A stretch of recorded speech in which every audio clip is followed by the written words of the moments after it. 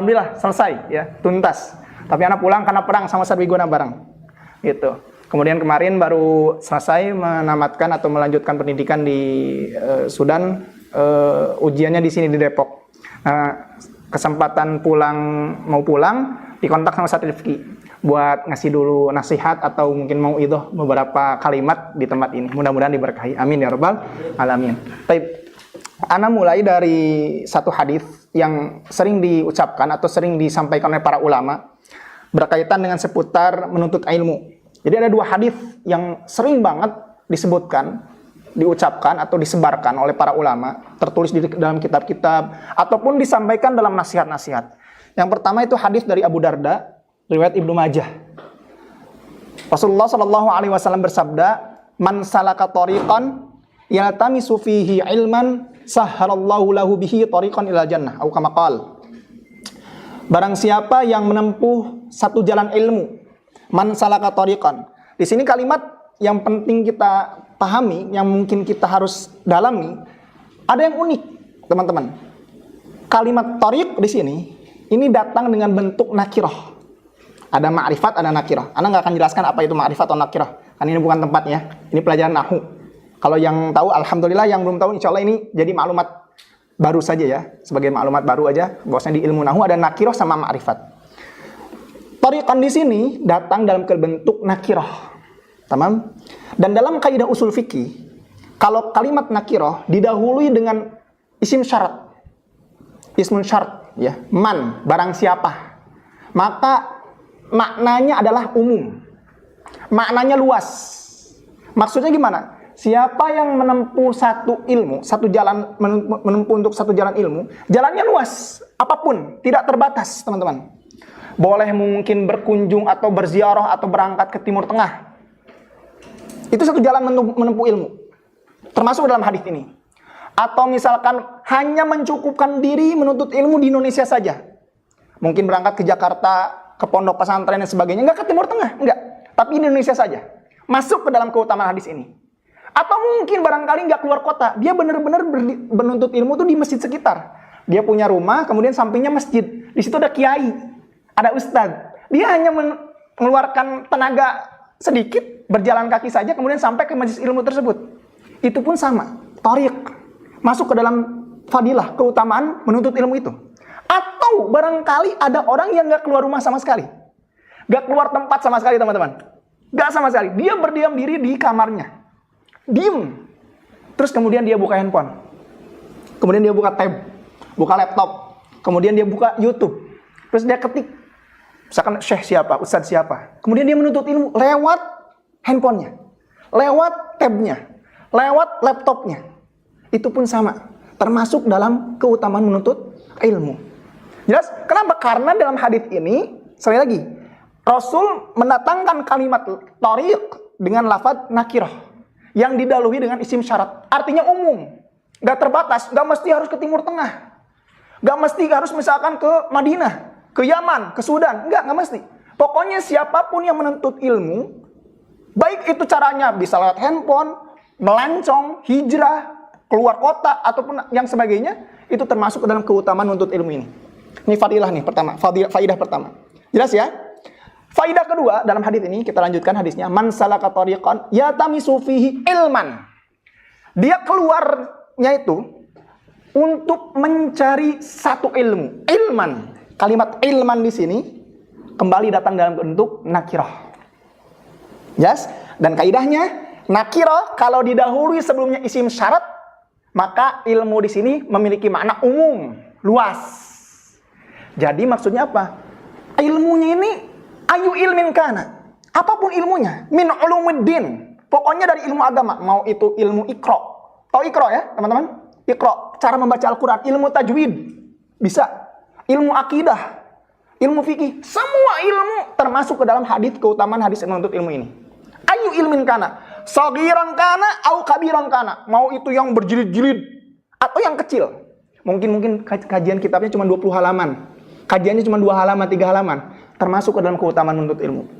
Atau mungkin kajiannya 2 kitab, 3 kitab yang berjilid-jilid, termasuk ke dalam keutamaan ilmu. Rafi'an kana au ghairu rafi'. Baik itu ilmu yang berat, sulit, Misalkan kayak contoh ilmu mantik, ilmu logika, itu kan berat teman-teman. Atau ilmu balaghah, wah itu luar biasa berat. Termasuk ke dalam keutamaan menuntut ilmu. Atau yang ringan, seperti Iqra, tajwid, iqlab, ikhfa, belajar gitu yang ringan-ringan. Atau misalkan belajar akidah, rukun iman, rukun Islam, termasuk ke dalam keutamaan menuntut ilmu. Jelas ya, mau itu yang ringan, yang berat. Mau itu yang besar skalanya, atau yang kecil. Termasuk ke dalam hadis ini. Jelas ya? Faidah kedua tuh. Man salaka tariqan, jalannya luas, bebas, umum. Metodenya bagaimanapun juga, yang penting menuntut ilmu. Ilmunya luas. Mau 1 ilmu, 2 ilmu, 3 ilmu, luas, bebas, terserah teman-teman. Yang penting ilmu agama, ulumuddin. Kemudian kata Rasulullah SAW, siapa yang bisa menempuh demikian, sahalallahu lahu bihi tariqan ilal jannah. Maka Allah akan mudahkan dirinya, orang yang menempuh jalan menuntut ilmu itu, masuk ke dalam surga. Dimudahkan Allah Subhanahu wa taala. Kata para ulama, ada 3 makna di sini, teman-teman. Ada 3 makna. Maksudnya apa? Allah memudahkan penuntut ilmu itu masuk ke surga. Gimana maksudnya? Dimudahkan itu gimana? Kata para ulama, 1 menafsirkan, adkhalahullahu ta'ala ila jannah ay taisiran lahu. Allah akan memasukkan ke dalam surga orang yang menuntut ilmu itu sebagai bentuk kemudahan. Jadi dia tanpa bila ta'ab fil akhirah, enggak ada kesusahan nanti di akhirat. Ketika di padang mahsyar dia mudah, taisir, mudah banget, muasar banget, wah, lancar. Ketika qabla sirat, wa fi sirat, wa ba'da sirat. Sebelum sirat, melewati sirat, mudah dilewati oleh para penuntut ilmu. Ketika melewati sirat, mudah. Wa ba'da sirat pun mudah. Jadi benar-benar secara hakiki, secara letterlock, benar-benar penuntut ilmu itu semua rentetan nanti di akhirat kelak akan dimudahkan Allah Subhanahu wa taala. Ini secara makna hakiki. Jelas? Ya, makna pertama, Allah mudahkan penuntut ilmu, real, nyata, benar-benar nyantai, leres langsung. Jelas ya? Makna kedua teman-teman, maksudnya Allah mudahkan penuntut ilmu itu masuk surga, ai waffaqahullahu ta'ala lil a'malis sholihah. Allah akan berikan taufik. Apa taufik itu? Ada yang tahu nggak taufik apa? Taufik, kemudahan, hidayah. Jadi teman-teman nanti kalau menuntut ilmu, Allah akan berikan taufik kepada teman-teman untuk lil a'malis sholihah, untuk beramal sholih. Teman-teman ngaji 1 hadis, oh tahu keutamaan tahajud. Teman-teman tiba-tiba teman-teman Allah berikan taufik kepada teman-teman. Untuk apa? Untuk mengamalkan tahajud. Kenapa? Karena sebab ilmu tersebut. Teman-teman baca tafsir ayat Quran, ABCD. Tapi teman-teman terpikirkan, tergerakkan untuk mengamalkan ayat tersebut. Itu taufik dari Allah Subhanahu wa taala. Yang mana taufik tersebut yuwassiluhu ilal jannah, musiratan ilal jannah, akan mengantarkan dia ke dalam surga. Jadi maknanya maknawi. Yang pertama maknanya apa? Hakiki, real, nyata. Tapi yang kedua ini kata para ulama maknanya makna maknawi. Dasnya majaz. Maksudnya enggak langsung dimudahkan, enggak langsung dimudahkan, tapi Allah berikan dia untuk taufik, untuk beramal solih, sehingga amal solih yang dia kerjakan itu akan mengantarkan ke dalam surga. Jelas? Makna ketiga teman-teman, bahwasanya menuntut ilmu itu kata Allah Subhanahu wa taala akan dimudahkan. Maksudnya kata para ulama itu Allah akan tambahkan dia ilmu yang lebih. Teman-teman pernah merasakan nggak? Kalau ketika menuntut ilmu kita dibuat penasaran oleh para ulama. Baca 1 ilmu, 1 halaman. Tiba-tiba teman-teman, kayak nanggung ya, buka lagi halaman selanjutnya. Tambah lagi, buka lagi. Terus tiba-tiba sampai khatam. Atau baca Quran aja, menghafal Al-Quran. Al-Baqarah ayat halaman pertama. 5 halaman ayat pertama. Udah hafal. Pasti teman-teman penasaran kan? Pingin lanjut lagi.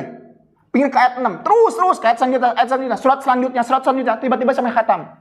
Nah itu adalah salah satu taufik dari Allah Subhanahu wa taala. Supaya kita tuh terus menambah ilmu. Yang ketika kita menambah ilmu itu akan mengantarkan kita ke dalam surga. Maknanya 3 ya. 1, benar-benar Allah mudahkan secara real.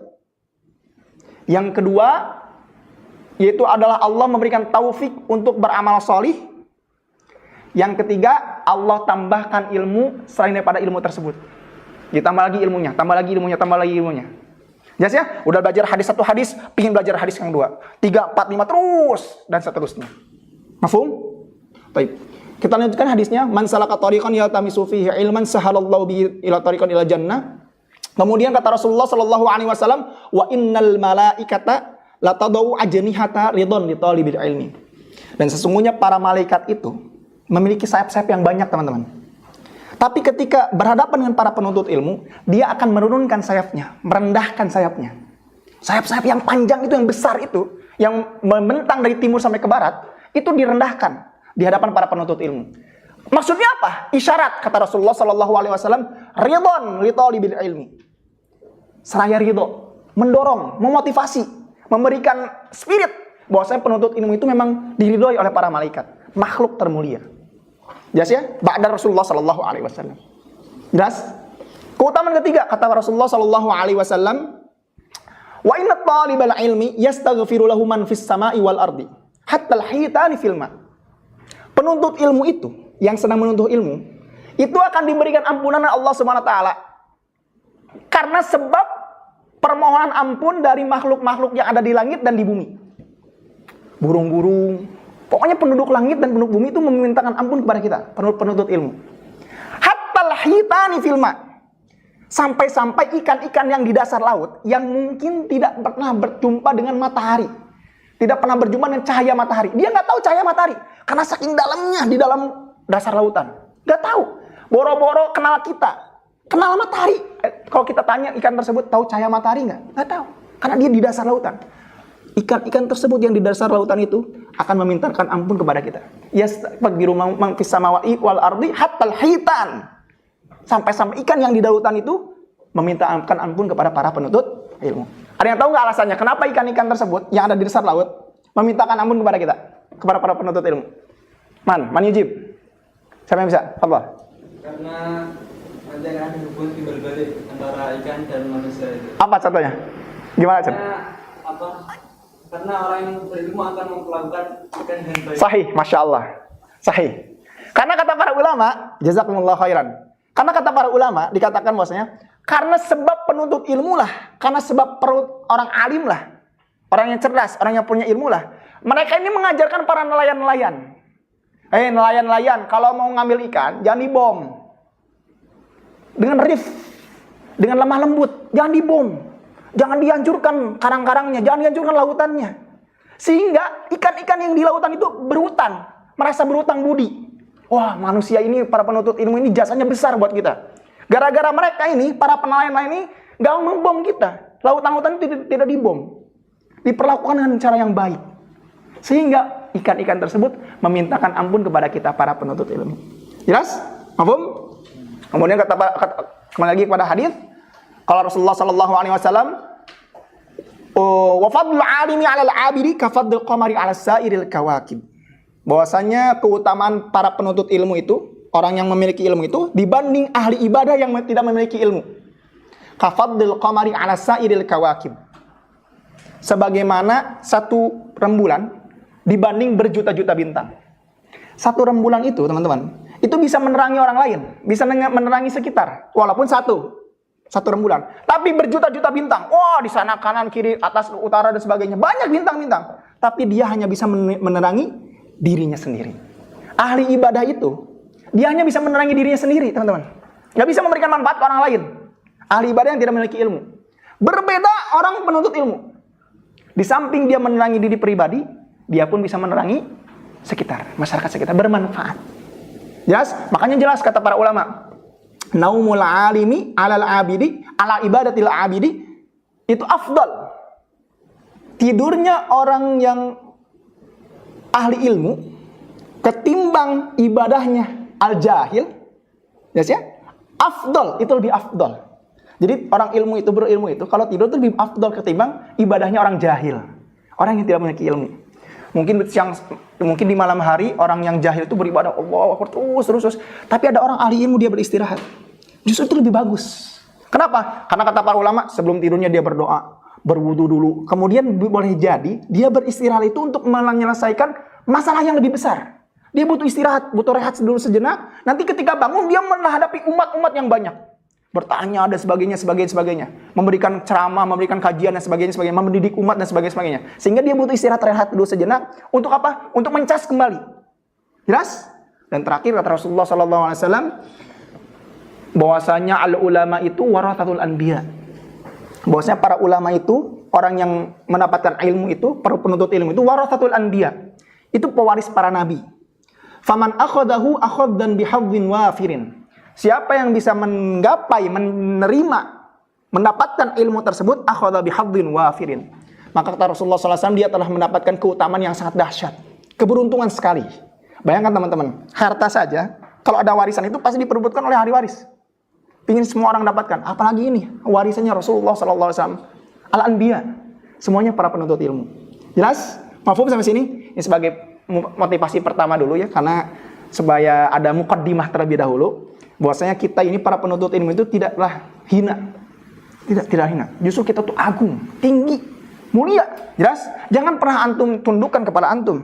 Tapi antum coba angkat kepala antum. Bahwa antum penuntut ilmu. Antum tinggi mulia. Orang yang dimuliakan oleh penduduk langit dan penduduk bumi, teman-teman.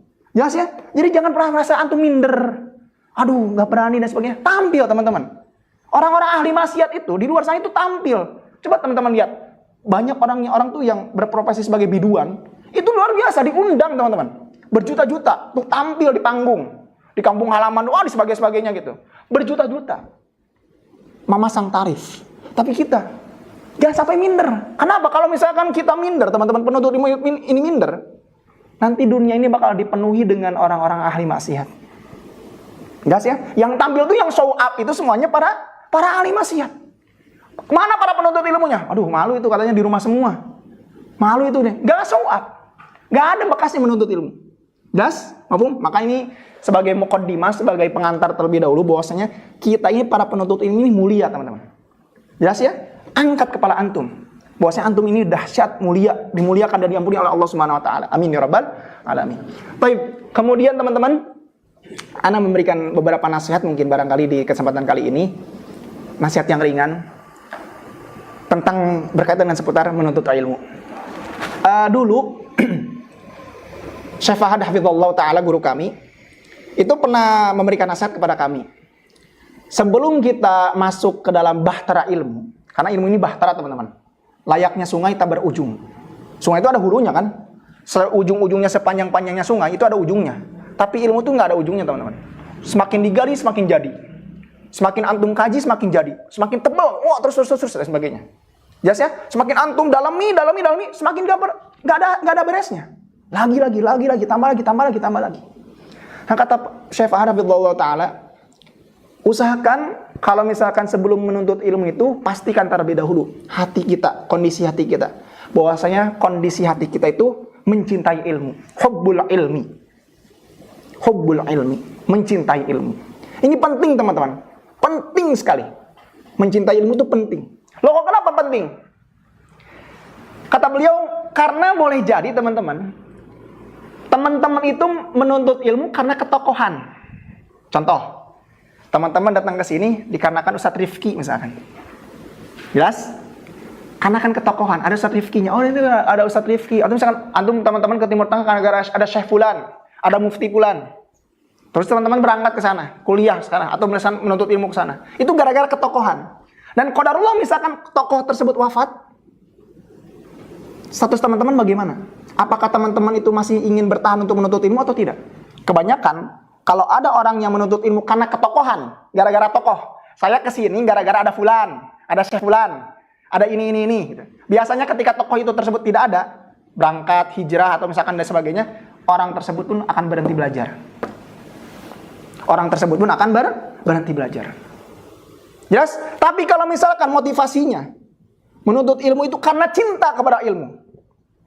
Jelas ya? Dalam hatinya udah terpatok, udah terkristal bahwasanya dia itu cinta kepada ilmu, maka ketika tokoh tersebut tidak ada, misalkan pergi atau meninggal dan sebagainya, dia akan terus melanjutkan untuk menuntut ilmu. Kenapa? Karena yang dia cari adalah ilmu. Yes, hubbul ilmi. Maka pastikan, ini kan pertama-tama ya, masih pekan ta'aruf ya ini ya, perkenalan. Pastikan di hati kalian teman-teman bahwasanya kalian kesini itu karena cinta ilmu. Yes, maka ketika nanti misalkan Ustadz Rifki nggak ada, lagi safar misalkan, ya umroh dan sebagainya, atau misalkan para ustadz-ustadz yang lain sedang tidak ada, sakit misalkan, nggak hadir di halaqah dan sebagainya, teman-teman tetap dalam kondisi menuntut ilmu. Ziyadah, murojaah, dan sebagainya. Jelas? Hubbul ilm. Dan memang demikian teman-teman. Ana pernah dapat faidah juga dari Gus Baha, hafizahullah ta'ala. Itu Gus Baha pernah ngomong, pernah dawuh. Kata beliau, idza aradtum an ta'rifal insan annahul insan falyanzur ila mahabbatihi lil ilm. Oh, ini dalam sekali nih. Kalau antum katanya ingin mengetahui seseorang itu manusia. Bayangkan, orang itu udah manusia kan? Udah manusia. Tapi kata beliau, kalau antum mau mengetahui orang ini manusia, falyanzur ila mahabbatihi lil ilm. Coba cek dulu, cross check dulu. Lihat dulu bagaimana kecintaan dia terhadap ilmu. Cek dulu sama dia, sama kita. Ini orang tersebut cinta ilmu enggak? Loh, kenapa? Karena hanya dengan ilmu yang bisa kita bedakan antara manusia dengan binatang. Yes? Ilmu ini tempatnya di mana? Akal bukan? Akal kan? Ya kan? Berngirapnya di akal kan? Yes ya? Sedangkan binatang punya akal enggak? Binatang punya akal enggak? Enggak punya kan? Maka perbedaan antara manusia dan binatang apa? Akal. Nah, ciri-ciri orang yang berakal itu apa? Punya ilmu. Yes? Punya ilmu. Paham ya? Saya coba tarik ke belakang. Binatang sama manusia, bedanya apa? Binatang sama manusia? Akal. Punya kaki sama-sama punya kaki. Punya mata sama-sama punya mata. Punya kepala sama-sama punya kepala. Semuanya sama. Ada semuanya sama. Tapi yang bisa membedakan apa? Akal. Nah, sedangkan kita mengetahui dia punya akal itu kayak gimana caranya? Ilmu. Maka benar kata Gus Bah, falyanzur ila mahabbatihi lil ilmi. Coba cek dulu dia. Apakah dia itu cinta kepada ilmu atau tidak? Kemudian beliau menjawabkan lagi, melanjutkan kembali. Kullama zadat mahabbatuhu lil ilm, zadat insaniyatuhu. Setiap seseorang tersebut nambah kecintaannya terhadap ilmu, maka bertambahlah sifat kemanusiaannya. Setiap dia lebih cinta, aduh, ya Allah, saking rindu sekali saya ingin menuntut ilmu lagi, ayo lagi. Maka setiap dia bertambah cinta ke dalam ilmu, maka sifat manusianya bertambah. Semakin manusia dia. Jelas? Semakin kurang ilmunya, maka semakin jauh daripada sifat manusia. Jelas? Karena akalnya tidak dipakai. Dan memang benar di Quran itu, diksi-diksinya itu selalu mengajak untuk berpikir. Afala ta'qilun, afala tadabbarun, ya ulil albab, ya ulil absor. Itu ngajak berpikir, teman-teman. Ngajak berpikir. Karena Al-Quran ini turunkan untuk apa? Orang-orang yang berpikir. Mafhum? Jelas? Maka korelasinya tepat sekali. Kalau misalkan Syekh Fahar itu bilang, sebelum menuntut ilmu, harus pastikan kondisi hati kita mencintai ilmu. Loh, kenapa? Dijawab oleh Gus Baha. Karena cinta terhadap ilmu itu menjadikan ciri-ciri bahwasanya manusia itu adalah manusia. Jelas? Mafhum? Baik. Nasihat selanjutnya. Tapi teman-teman, ilmu ini punya karakter. Jelas? Punya karakter. Karakter itu sama, teman-teman. Dari dulu sampai zaman sekarang itu sama. Kenapa? Karena ilmu ini turun-temurun melalui sanad. Jelas? Dijaga oleh para ulama. Jadi apa yang disampaikan Rasulullah SAW itu disampaikan kepada sahabat. Terus sampai ke kita. Sama, teman-teman. Sama. Bentuknya sama. Jelas? Jadi kalau misalkan keluar dari rel yang disampaikan Rasulullah SAW, pasti kelihatan. Ini aneh nih. Ilmunya aneh nih. Ya, aneh. Kebaca sama kita. Mafhum ya? Baik. Karena memang ilmu Islam ini, ulumuddin ini, memiliki ciri-ciri khusus ketimbang ilmu-ilmu yang lain. Dijaga oleh ilmu sanad. Kata Rasulullah SAW kan gini, tasma'u minni wa yusma'u minkum, wa yusma'u mimman yusma'u minkum. Kalian ini para sahabat mendapatkan ilmu dari saya, taib, karena kalian berjumpa dengan saya. Nanti generasi setelah kalian itu akan mengambil ilmu kepada kalian. Yang mana kalian itu mengambil ilmu dari siapa? Dari Rasulullah SAW. Terus ilmu ini dijadikan sebagai generasi. Terus berkelanjutan. Anfulan dari fulan. Jadi ilmu ini terjaga, teman-teman. Sifat karakter ilmu yang pertama. Itu ilmu itu terjaga. Sama, teman-teman. Jelas? Maka teman-teman, kalau kita sudah mengetahui bahwasanya ilmu ini sama dari dulu tuh, nggak ada perubahan. Dari zaman Rasulullah sama. Sampai sekarang itu nggak ada perubahan. Sama. Maka cara menempuhnya, cara mengambilnya, cara memperolehnya, itu pun harus sama, teman-teman. Jelas? Makanya ada sifat talaqi. Jelas? Face to face. Dari lisan ke lisan. Diambil dari mulut ke mulut. Jelas? Dan nanti ada sifat atau karakter atau metode yang disebut dengan tadarruj. Tadarruj itu apa? Step by step. Level berlevel. Jelas ya? Dari level pertama, dari level terendah ke level yang lebih tinggi. Nanti saya coba contohkan. Namanya ada sifat tadarruj. Jelas ya? Yang pertama ilmu itu diambil dari face to face. Apa disebutnya? Talaki, ya, berjumpa. Yang kedua, sifat talakinya ini, ilmu ini harus diambil dengan sifat tadarruj. Berlevel, berjenjang. Jangan langsung loncat-loncat. Berjenjang dari rendah sampai ke level yang lebih tinggi. Loh kok kenapa demikian menuntut ilmu itu? Karena kata Ibnu Abbas, tatkala beliau menafsirkan surat Ali Imran, Allah Subhanahu wa taala berfirman, "Kunu rabbaniyina bima kuntum tu'allimunal kitaba wa bima kuntum tadrusun." Ibnu Abbas menafsirkan ayat ini, siapa Rabbani? Kan di sini kunu Rabbani kata Allah Subhanahu wa taala. Jadilah orangnya Rabbani. Terus Ibnu Abbas menafsirkan, siapa itu Rabbani? Kata Ibnu Abbas, Rabbani ai alladzi yurabbin nas bisigharil ilmi qabla kibarihi. Yang mendidik umat, yang mendidik manusia dari ilmu yang kecil-kecil dulu sebelum ilmu yang besar-besar. Namanya tadarruj. Saya ingin bertanya ke teman-teman. Kira-kira teman-teman ada yang pernah belajar matematika di sini? Ada? Semuanya belajar matematika? Sepakat ya semuanya belajar matematika? Baik. Waktu dulu belajar matematika teman-teman, itu mulai dari pertambahan dulu atau langsung loncat ke aljabar? Hah? Ada langsung loncat ke aljabar X, Y, X, Y gitu? Ada nggak? Ada nggak yang kayak gitu? Langsung loncat? Nggak pernah belajar tambah kurang bagi kali nggak? Langsung ke aljabar? Atau teman-teman ada nggak yang kuliah kedokteran itu nggak pernah belajar biologi dulu, nggak pernah belajar fisika dulu, kimia dulu, langsung masuk ke kuliah ilmu kedokteran? Ada nggak kira-kira demikian? Nggak ada teman-teman. Itu dalam urusan ilmu dunia. Setiap ilmu itu pasti ada jenjangnya teman-teman. Kalau mau teman-teman belajar jadi dokter, pasti ada pengantar dulu, harus belajar biologi dulu, dasar dulu. Jangan langsung loncat ke ilmu kedokteran, langsung suntik, langsung bedah. Berapa? Jelas? Bahkan memadorotkan orang yang dioperasi. Kok bahaya? Jelas? Tapi belajar dulu dari dasar. Teman-teman belajar, teman-teman bisa baca Quran nggak di sini sekarang? Bisa nggak baca Quran di sini? Quran, bukan Quran, Quran. Bisa ada? Semuanya bisa kan? Ada nggak yang ketika belajar baca Quran itu langsung baca Quran, nggak belajar dulu baca alfabet A B C D E F G H I J K, langsung baca Quran? Ada nggak yang gitu? Ada teman-teman. Itu ilmu dunia. Apalagi ilmu agama teman-teman, sama. Harus dilalui dengan level tadarruj. Harus dilalui dengan level demi level. Mahlan syai'an fa syai'an. Tangga demi tangga. Maka ketika teman-teman belajar Al-Quran, ada nggak langsung baca Al-Quran? Nggak ada. Baca apa dulu? Belajar apa dulu? Ikra.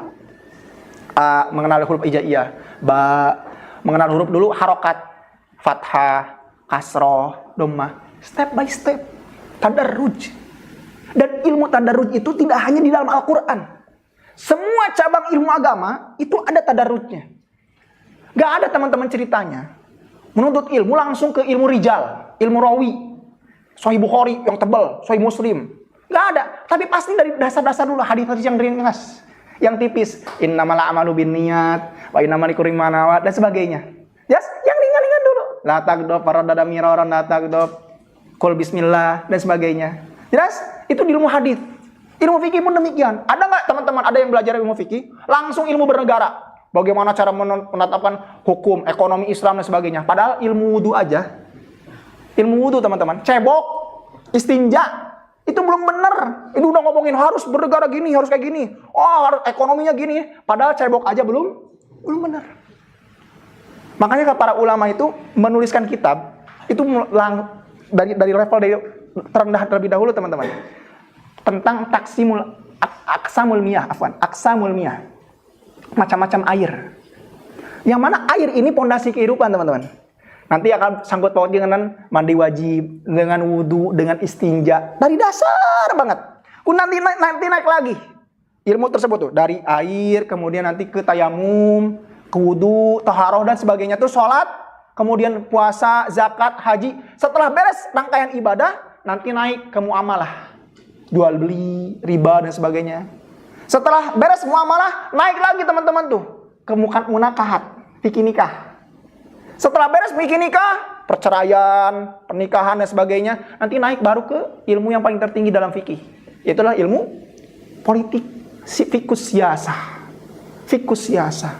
Jelas? Makanya lucu teman-teman. Kalau ada orang yang belajar menuntut ilmu, belajar fikih, langsung ke fikih siasah. Fikih politik. Ekonominya gimana, cara cambuk gimana, hukum potong tangan gimana. Sedangkan cebok saja atau wudu saja belum benar. Ada yang salah berarti menuntut ilmunya. Belajarnya ada yang salah. Jelas? Itu dalam ilmu agama. Al-Quran benar sama. Iqra dan sebagainya. Hadits pun sama. Akidah pun sama teman-teman. Belajar dari rukun iman dulu. Mengenal Allah dulu. Ma'rifatullah. Kemudian kenal nabi-nabi, para malaikat dan sebagainya. Ilmu itu diambil dan tadarruj. Syai'an fa syai'an. Jelas? Maafun? Maka penting sekali kita mengenal atau mempelajari ilmu konsep tentang tadarruj ini. Makanya Ustaz Ifki Rosyidi ini mengamanahi saya untuk menyampaikan tema ini tentang ahamiyah at-tadarruj, tentang pentingnya belajar tadarruj. Yang insya Allah nanti di sini itu di rumah Quran ini sifat konsepnya itu tadarruj teman-teman. Di dasar. Kalau di ilmu tajwid paling dasar apa? Kitabnya Jazari, ya, ilmu Jazari, Tuhfatul Atfal. Jelas ya? Itu dari ringkas-ringkas dulu tipis, 2 halaman, 5 halaman. Teman-teman, jangan pernah meremehkan ilmu. Jangan pernah meremehkan ilmu. Wallahi jangan pernah meremehkan ilmu. Ada orang yang ketika dari Timur Tengah, kemudian balik ke kampungnya, diamanahi oleh tokoh tersebut, tokoh masyarakat setempat, untuk mengajar Iqra, teman-teman. Mengajar Iqra. Terus dia, aduh, Iqra. Remeh banget ini Iqra. Ya subhanallah.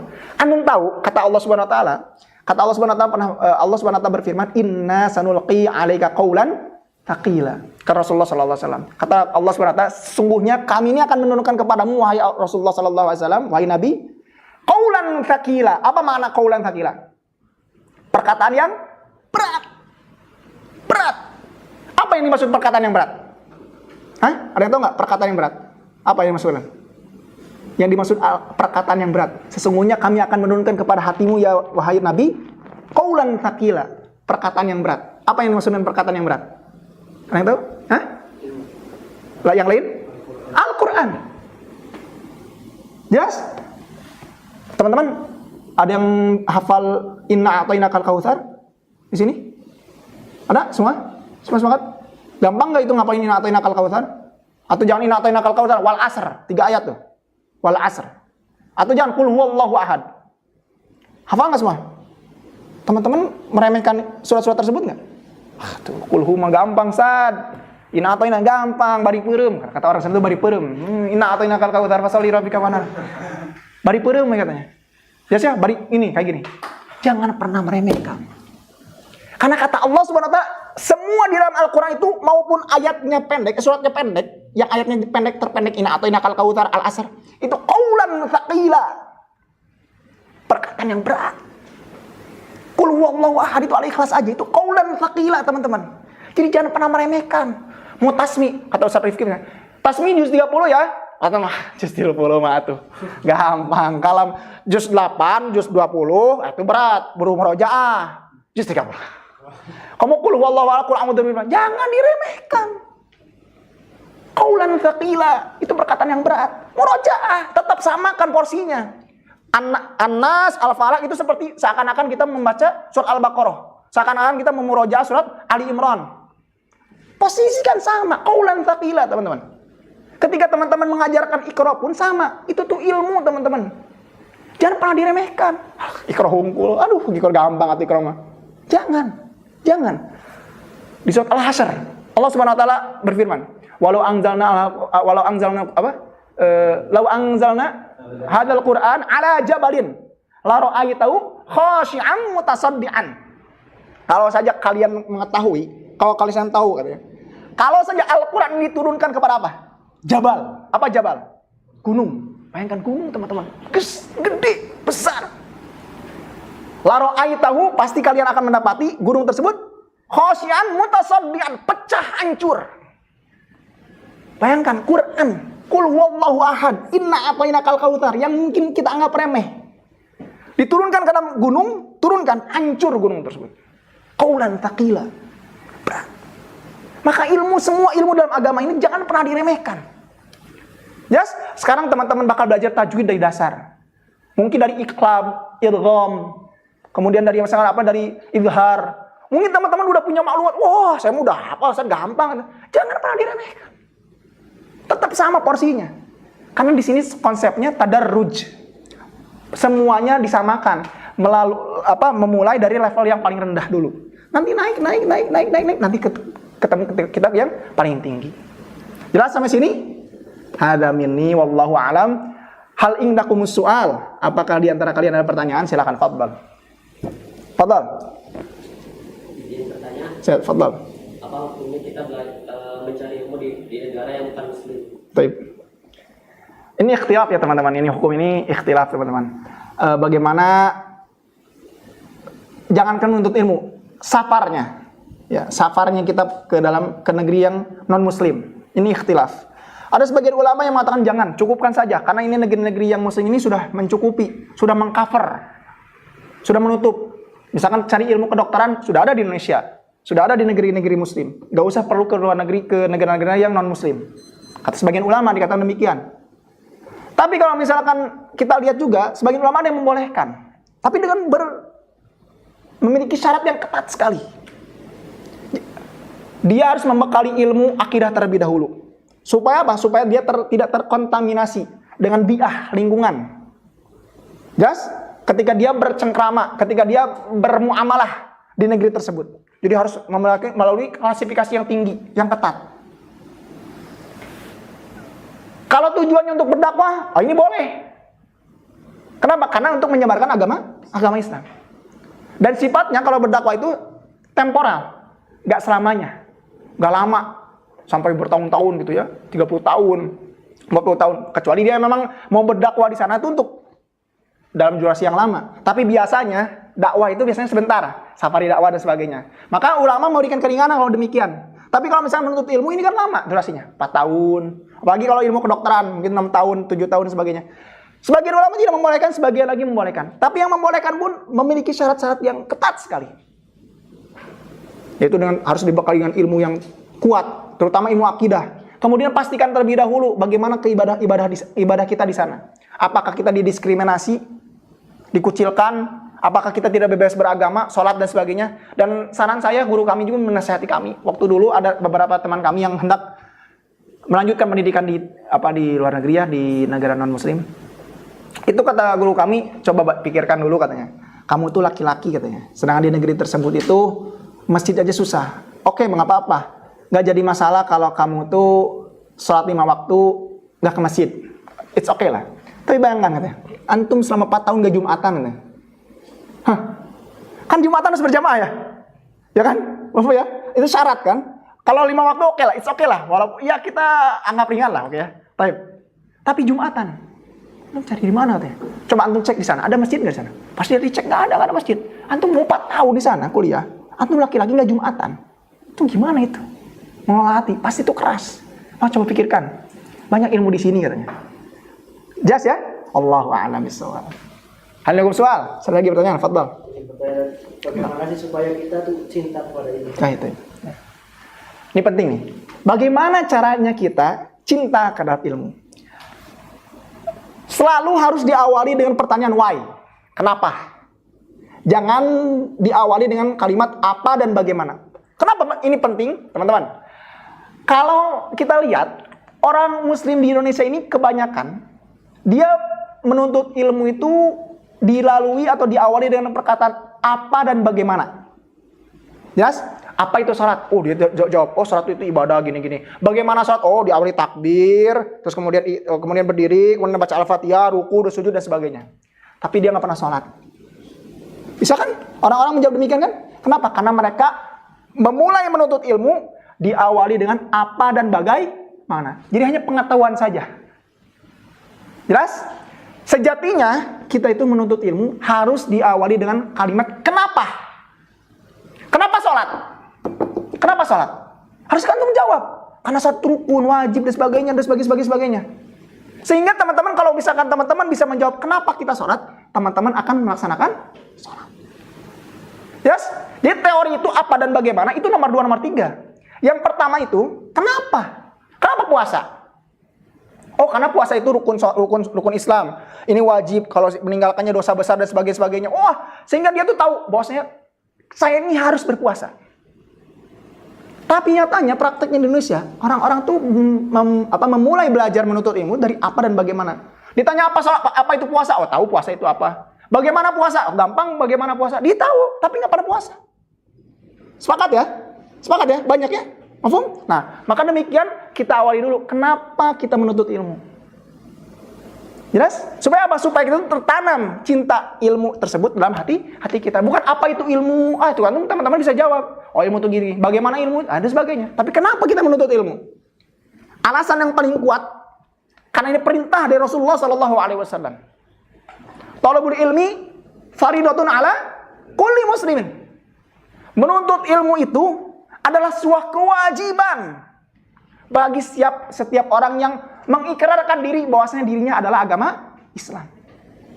Siapa yang mengaku agama Islam, wajib bagi dia untuk menuntut ilmu. Tentu ilmu ini berjenjang, teman-teman. Ada ilmu yang fardu ain, hukumnya fardu ain, semua orang nggak boleh bodoh. Semua orang harus tahu ilmunya. Contoh seperti apa? Rukun sholat. Rukun sholat itu semua orang harus tahu. Ini harus tahu rukun sholat, harus tahu rukun sholat, harus tahu rukun sholat. Rukun wudu harus tahu. Itu hukumnya fardu ain. Gak boleh kita bodoh terhadap ilmu tersebut. Ada hukumnya fardu kifayah. Sebagian orang saja cukup tahu. Misalkan contoh ilmu mawaris, faraid, hukum waris. Satu orang saja yang tahu, yang lain gugur. Jelas? Ada hukumnya sunnah, hukum ilmu yang sunnah. Contoh permasalahan-permasalahan yang dalam, turunan-turunan masalah dalam kitab-kitab fikih. Itu hukumnya sunnah. Ada. Nah, yang penting yang disebutkan oleh Rasulullah SAW, talabul ilmi faridatun ala kulli muslimin. Bahwasanya setiap orang muslim itu harus wajib menuntut ilmu, maksudnya ilmu yang wajib, yang fardu ain. Seperti apa? Wudu, sholat, puasa, zakat, haji kalau bukan haji. Kalau dia mau haji. Jelas? Maka ini alasan yang paling penting, teman-teman. Yang bisa membangun pondasi kita, bahwasanya kita ini cinta terhadap ilmu. Kenapa? Karena kita cinta Rasulullah SAW dan kita mengamalkan apa yang disabdakan oleh Rasulullah SAW. Hadza minni wallahu a'lam. Fadhol, ada lagi? Mbak. Agar fokus dan istiqomah. Ya, baik. Ini penting nih. Sering ditanyakan, bagaimana cara fokus dan istiqomah? Saya selalu bilang bahwasanya tips pertama itu berdoa terlebih dahulu kepada Allah Subhanahu wa taala. Jangan nanya dulu nasihat motivator reels IG, Instagram. Apa namanya? One minute booster ya. Kalimat-kalimat motivasi. Itu kopong, teman-teman. Sekarang semangat besok. Malas lagi. Jelas? Tapi taufik dari Allah Subhanahu wa taala. Doa dulu kepada Allah Subhanahu wa taala. Berikan keistiqomahan. Allah marzuqnal istiqomah ya Allah. Ini yang paling penting. Ya Allah, berikan saya keistiqomahan. Ya Allah, Allahumma tsabat. Allahumma ya Allah, sabatkan ya Allah. Istiqomahkan. Ya muqallibal qulub. Wahai yang membolak-balikan hati, tsabbit. Istiqomahkan, tetapkan, teguhkan. Qalbi ala dinik. Hati kami terhadap menuntut ilmu, terhadap agama ini. Berdoa. Allahumma inni, ya Allah, tolonglah kami ala dzikrika, untuk berzikir kepadamu. Teman-teman, zikir itu, zikir, astagfirullah, subhanallah, alhamdulillah, Allah akbar. Ini ibadah yang paling ringan. Ngeluarin duit nggak? Ngeluarin duit nggak? Nggak. Butuh tenaga tuh, lari, kayak sa'i, haji. Panas nggak zikir? Lisan doang. Tapi Rasulullah SAW mewasiatkan kepada Mu'adz, ya Mu'adz, jangan pernah kamu tinggalkan doa ini. Allahumma a'inni ala dzikrika, ya Allah, tolonglah saya, ya Allah, bantulah saya untuk berzikir kepadamu. Hal yang ringan mungkin bagi kita, tapi tetap kita meminta pertolongan kepada Allah Subhanahu wa taala. Dzikrika, untuk berzikir kepadamu. Bahkan teman-teman, zikir yang paling ini itu la ilaha illallah. Gak usah menggerakkan mulut, gak usah menggerakkan bibir. La ilaha illallah, la ilaha illallah. Beda subhanallah. Subhanallah harus panjang. Subhanallah, Allahu akbar, bar harus nempel. Bar. Yes? Tapi la ilallah, la ilaha illallah, la ilaha illallah. Kenapa? Hikmahnya apa? Untuk sakaratul maut. Yes? Karena sakaratul maut mungkin udah nggak berdaya kita tuh. Oh, udah nggak bisa bergerak apa-apa, bibir pun susah. Maka Allah berikan ringan. Siapa yang bisa mengucapkan la ilallah fi akhiri ajalihi, maka dakhala jannah. Di akhir ayatnya, maka dakhala jannah. La ilaha illallah. Gampang. Tapi susah nggak diamalkan? Makanya Allah ini ala dzikrika. Ya Allah, mintalah ya Allah kepadamu, ya Allah pertolongan untuk berzikir kepadamu. Wa syukrika. Apa syukur? Bersyukur, berterima kasih kepada Allah Subhanahu wa taala. Yes? Wa husni ibadatik, untuk maksimal dalam beribadah. Jadi nasihat pertama, tips untuk bagaimana istiqomah, panceg, tetap untuk menuntut ilmu adalah apa? Berdoa. Yes? Berdoa. Yang kedua, ini ikhtiar. Ini baru ranah ikhtiar. Ranah duniawi, ranah ikhtiar. Berkumpul dengan orang-orang soleh. Yang satu frekuensi. Yang satu visi. Yang satu misi. Yes? Jadi pastikan dulu berdoa kepada Allah. Pastikan dulu, pertolongan hanya mutlak dari Allah Subhanahu wa taala. Yang kedua, baru ikhtiar. Cari lingkungan yang baik, biah. Kayak gini nih. Semuanya menuntut menghafal Al-Quran. Gak ada yang malas-malasan. Aman ma'ruf nahi mungkar. Ada yang malas, tegur, ingatkan dan sebagainya. Sehingga spiritnya semua terjaga. Yes? Mafhum? Wallahu a'lam bishawab. Fadhal, ada lagi? Man? Satu lagi. Terakhir. Wa khitamuhu misk. Dan yang terakhir adalah paling wangi. Fadhal. Man? Ayo, gratis. Man? Ya udah, kalau nggak ada, saya tutup dengan satu pertanyaan. Siapa yang bisa menyebutkan faidah yang telah saya sampaikan? Fadhal. Nggak apa-apa baca juga. Fadhal. Siapa yang berani? Fadhal. Mas Muk, siapa namanya? Ali. Dari mana Ali? Wonogiri, Masya Allah, Wonogiri. Fadhal. Yang pertama, hadis Rasulullah SAW, man salaka tariqan yaltamisu fihi ilman sahalallahu Bihi tariqan? ilal jannah. Baik. Selanjutnya, yang lain. Faidah yang kedua. Coba cek yang lain. Sama nggak? Faidah kedua. Terus. Fadlul ilmi 'ala al-'abid ka fadlil qamar 'ala sa'il kawakib. Baik, yang kedua. Terus, lanjut. Setelahnya. Bahasa Indonesia. Nggak apa. Yang nasihat yang Indonesia. Nasihat seperti ilmu dari para ulama. Baik. Sebelum mempelajari ilmu, pastikan hati antum mencintai ilmu. Sebelum menuntut ilmu, pastikan harus mencintai ilmu. Sepakat semuanya, harus tercatat semuanya. Faidah. 2. Dari Gus Bah, Jawab. kalau antum ingin melihat seseorang itu manusia, maka lihatlah dia apakah dia mencintai ilmu. Setiap dia bertambah cinta dengan ilmu, maka akan bertambah sifat kemanusiaannya. Baik. Sifat manusia itu mencintai ilmu. Maka ketika seseorang manusia menjauhi ilmu, maka dia jauh daripada sifat manusia. 3 terakhir. Sifat karakteristik ilmu. Ya, karakteristik ilmu apa? Diambilnya gimana? Terjaga. Yaitu dengan talaki. Ya, talaki. Cara mengambil ilmu adalah dengan Tadarruj. Step by step. Baik. Jelas ya? Itu mungkin paling penting yang bisa Ana sampaikan. Hadza minni. Naktafi bihadzal qadar. Subhana rabbika rabbil izzati amma yasifun. Wassalamu ala mursalin walhamdulillahi rabbil alamin. Bi fadlika summa assalamu alaikum warahmatullahi wabarakatuh.